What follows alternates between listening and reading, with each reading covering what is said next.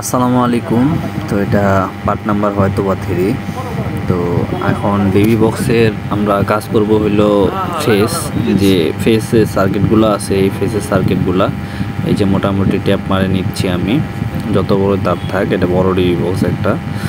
তো এটা তার কাটাকাটি নেই, যা আছে সব এমসিবি সার্কিট ব্রেকারে ঢুকবে। এবং এই তারগুলো দেখেন আমি সুন্দরভাবে সাজায় সুন্দরভাবে ট্যাপ মারতেছি।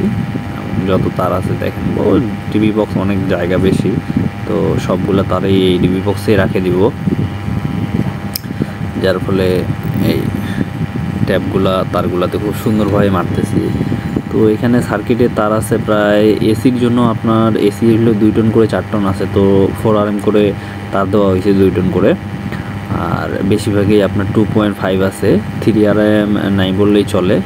আপনার পাওয়ারের জন্য 2.5 ব্যবহার করা হয়েছে। আর ছোটোখাটো কিছু সার্কিটের জন্য 1.5 মেইন লাইন করা হয়েছে আর কি, যেখানে হালকা পাতলা চার্জিংয়ের লাইন টাইন চলবে।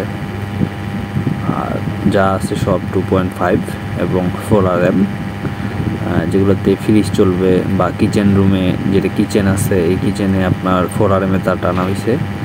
এবং বাকি সার্কিটের জন্য 2.5। তো এটুকুই তার, এই যে দেখতেছেন তারগুলো মাপ মোটামুটি ট্যাপ মারানো শেষ, এখন হলো সার্কিট ব্রেকার লাগানোর পালা। তো এই যে তারগুলো আমি সাজাই নিলাম এবং ভালোভাবে এটা সাইডের মধ্যে বসাই দেবো, তারগুলো যেন কোনোভাবেই পরে উঠে না আসে, যেন আপনার যে পাল্লাটা আছে, পাল্লাটা ডিবক্সের যে পাল্লা আছে লাগাইতে না সমস্যা হয়। তো এই যে মোটামুটি আমি এটা গুছাই নিলাম তারটা। তারপরে এখন হইলো আমাদের বাসবারগুলো ওয়াশ করে এটাতে এমসিবিগুলো লাগাইতে হবে। এবং যে বাসবারে যে তারগুলো দেখতেছেন এগুলো পুরান তার, তো এটাতেই আমি ঘষে ভালোভাবে আমি আবার পরিষ্কার করে এই বাসবারগুলো এই তারগুলোয় চালাবো। এই তারগুলো প্রায় 6 RM তার আছে। এটা হলো আর্থিংয়ের বাসবার, এটা হলো নিউট্রালগুলো শেষ লাগানো। এই যে নিউট্রালটা ঘষে করে দিছি। এখন হলো তিনটা ফেসের 3টা বাসবার। এবং উপরে যে চ্যানেলটা দেখতেছেন এগুলা হলো সিঙ্গেল ব্রেকার, এসপি ব্রেকার। এটা হলো এসপি ব্রেকার।